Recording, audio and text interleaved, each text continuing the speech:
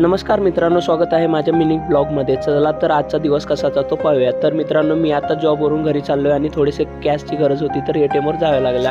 Entry करताच माझा mobile of होतो, कारण मोबाईलद्वारेच पैसे काढायचे होते. घरी येऊन परत रिटर्न कॅश काढण्यासाठी बाहेर निघतो, तर माझी लाडकी एक्स्ट्रीम आणि क्लासला लेट होते म्हणून मी डायरेक्ट क्लासला निघतो.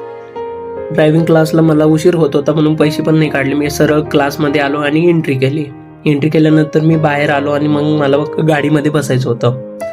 गाडीमध्ये बसायच्या आधी मला थोडं 5 मिनटं थोडं थांबलो आणि मग नंतर गाडीमध्ये सरळ बसलो. आता माझा नंबर थोड्या वेळाने होता, त्यामुळं मी थोडं गाडीमध्ये बसूनच होतो. गाडी चालून झाल्यानंतर मी जसं बाहेर आलो तर आमच्या सरांना माझी गाडी खूपच आवडली. मग त्यांनी एक राईड केली.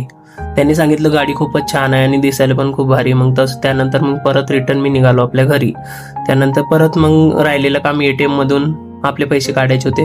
पैसे काढल्यानंतर परत मग गाडीवर बसलो. खूपच बोर झालो आणि दिवसभरची थकान वगैरे चेहऱ्यावरती. परत निघालो रिटर्न आणि मग मला परत भाजी वगैरे घ्यायची होती. तर मग हे बघा, ब्रह्मा हॉटेलमधून मी भाजी वगैरे घेण्यासाठी निघालो. तर त्याने मग मला थांबायला सांगितलं. थांबल्यानंतर मग फायनली मला ते भेटलं आणि मग मी परत घरी निघालो.